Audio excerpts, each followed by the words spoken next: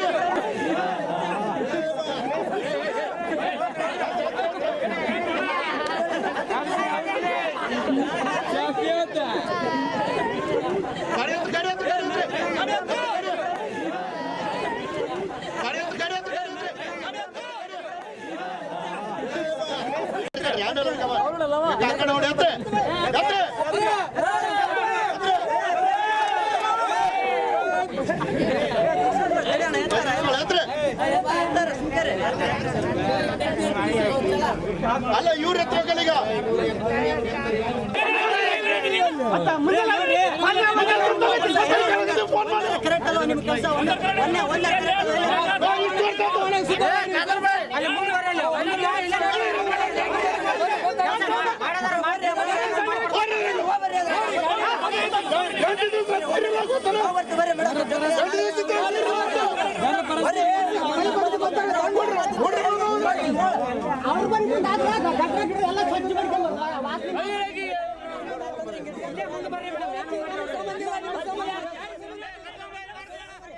ಕೊಪ್ಪಳದ ಕೋಟೆ ಪ್ರದೇಶದಲ್ಲಿ ಇವತ್ತು ನಡೆದಂತಹ ಘಟನೆ ಇದು. ಯುಜಿಡಿ ಕಾಮಗಾರಿಗಾಗಿ ಗುಂಡಿಯಲ್ಲಿ ಇಂಜಿನಿಯರ್ನನ್ನ ಈ ನೀರಿನ ಗುಂಡಿ ಏನಿದೆ ಅದಕ್ಕೆ ಇಳಿಸಿ ಸಾರ್ವಜನಿಕರು ಆಕ್ರೋಶವನ್ನ ವ್ಯಕ್ತಪಡಿಸಿರುವಂತಹ ಘಟನೆ ಇದು. ಬೆಳಿಗ್ಗೆ ನಿವೃತ್ತ ಸೈನಿಕ ಮಲ್ಲಪ್ಪ ಏನಿದ್ದಾರೆ ಅವರು ತಮ್ಮ ಬೈಕ್ ಸಮೇತ ಈ ಒಂದು ಗುಂಡಿಯಲ್ಲಿ ಬಿದ್ದಿದ್ರು. ಆ ಸಂದರ್ಭದಲ್ಲಿ ಅಲ್ಲೇ ಇದ್ದಂತಹ ಸಾರ್ವಜನಿಕರು ಅವರನ್ನ ರಕ್ಷಣೆ ಮಾಡಿದ್ರು. ಇದಾದ ಸ್ವಲ್ಪ ಹೊತ್ತಿನ ನಂತರ ಆ ಸ್ಥಳವನ್ನ ವೀಕ್ಷಣೆ ಮಾಡೋದಕ್ಕಾಗಿ ಯುಜಿಡಿ ಹಾಗೆ ಎಇಇ ವೆಂಕಟರಮಣ ಬಂದಿದ್ರು. ಈ ಸಂದರ್ಭದಲ್ಲಿ ಸಾರ್ವಜನಿಕರ ಆಕ್ರೋಶಕ್ಕೆ ಅವರು ತುತ್ತಾಗಬೇಕಾಗಿತ್ತು. ಏನಂದ್ರೆ ಆ ಸಂದರ್ಭದಲ್ಲಿ ಒಂದು ಬೈಕ್ ಒಂದು ಸಿಕ್ಕಿ ಹಾಕೊಂಡಿತ್ತು. ಆ ಸಂದರ್ಭದಲ್ಲಿ ಅಲ್ಲಿನ ಸ್ಥಳೀಯರು ವೆಂಕಟರಮಣನನ್ನ ಕರೆದುಕೊಂಡು ಹೋಗಿ ಆ ಗುಂಡಿಯಲ್ಲಿನ ಬೈಕನ್ನ ಮೇಲೆ ತೋದಿಕೆ ಹೇಳಿದ್ರು. ಜೊತೆಗೆ ಗುಂಡಿಯ ಆಳವನ್ನು ಅವರಿಗೆ ಅರ್ಥ ಮಾಡಿಸ್ಕೊಳ್ಳೋ ರೀತಿಯಲ್ಲಿ ಆ ನೀರಿನ ಗುಂಡಿಗೆ ಅವರನ್ನ ಇಳಿಸಿದ್ರು. ಈ ರೀತಿಯಾಗಿ ತಮ್ಮ ಆಕ್ರೋಶವನ್ನ ಸಾರ್ವಜನಿಕರು ತೋರ್ಪಡಿಸಿದ್ದಾರೆ.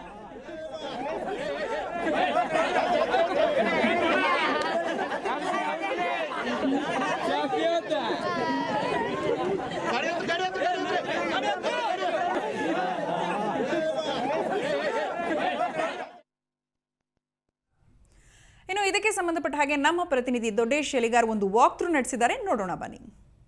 ನಾವೀಗ ಕೊಪ್ಪಳ ನಗರದ 5ನೇ ವಾರ್ಡಿನ ಏನು ಕೋಟೆ ಪ್ರದೇಶ ಇದೆ, ಆ ಕೋಟೆ ಪ್ರದೇಶದ ಬಳಿ ಇದ್ದೀವಿ.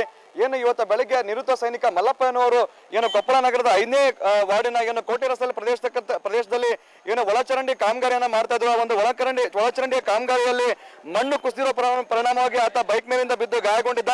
ನಾವೀಗ ನೋಡ್ಬೋದು ಏನಂತ ಹೇಳಿದ್ರೆ ಮತ್ತೊಂದು ಬೈಕ್ ಈ ಒಂದು ಒಳಚರಂಡಿಯ ಕಾಮಗಾರಿ ಸಿಲುಕಾಕೊಂಡಿದೆ. ಏನಂತ ಹೇಳಿದ್ರೆ ಪ್ರಮುಖವಾಗಿ ನಗರಸಭೆಯ ಅಧಿಕಾರಿಗಳೇನಂದ್ರೆ ಕಳೆದ 1 ತಿಂಗಳ ಹಿಂದೆ ಈ ಒಂದು ಕೋಟೆ ಪ್ರದೇಶದಲ್ಲಿ ಒಳಚರಂಡಿ ಕಾಮಗಾರಿಯನ್ನು ಆರಂಭ ಮಾಡಿದಾದ್ರೆ ಏನಂತ ಹೇಳಿದ್ರೆ ಕಾಮಗಾರಿಯಲ್ಲಿ ಏನು ಕಳಪೆ ಮಟ್ಟದ ಒಂದು ಕಾಮಗಾರಿ ಮಾಡುವುದರಿಂದ ಇಲ್ಲಿ ಸಾಕಷ್ಟು ಜನರು ತೊಂದರೆಯನ್ನು ಅನುಭವಿಸ್ತಾ ಇದ್ದಾರೆ. ಏನಂತ ಹೇಳಿದ್ರೆ ಇಲ್ಲಿ ಪೈಪ್ಲೈನ್ ಅಂದ್ರೆ ನೀರಿನ ಪೈಪ್ಲೈನ್ ಕೂಡ ಒಡೆದಿರೋದ್ರಿಂದ ಆ ಒಂದು ನೀರು ಈ ಒಂದು ಒಳಚರಂಡಿಯ ಕಾಮಗಾರಿ ಒಳಗಡೆ ಹೋಗಿ ಆ ಮಣ್ಣು ಮೇಲ್ಗಡೆಯಿಂದ ಕುಸಿಲಿಕ್ಕೆ ಕಾರಣವಾಗಿದೆ ಅಂತ ಹೇಳ್ಬೋದು. ಏನಂತಾರೆ ಇಲ್ಲಿ ಜನರು ಒಂದು 4-5 ವಾರ್ಡ್ ಜನರು ಪ್ರತಿನಿತ್ಯ ಇದೇ ಒಂದು ರಸ್ತೆಯಲ್ಲಿ ಅವರೆಲ್ಲರೂ ಕೂಡ ಸಂಚಾರವನ್ನ ಮಾಡ್ತಾ ಇದ್ದಾರೆ. ಎಲ್ಲರೂ ಕೂಡ ಸಾಕಷ್ಟು ತೊಂದರೆಯನ್ನು ಅನುಭವಿಸ್ತಾ ಇದ್ದಾರೆ. ಬನ್ನಿ ಈಗ ಇಲ್ಲಿ ಸ್ಥಳೀಯರಿದ್ದಾರೆ, ಅವ್ರನ್ನ ಕೇಳೋಣ ಅವ್ರು ಯಾವ ರೀತಿ ತೊಂದರೆ ಅನುಭವಿಸ್ತಾ ಇದ್ದಾರೆ ಅಂತ ಹೇಳಿ ತಮಗೆ ಯಾವ ರೀತಿಯಿಂದ ತೊಂದರೆ ಆಗ್ತದೆ ಅಂತ ಈ ಒಂದು ಮಣ್ಣು ಕುಸಿದವರಿಂದ.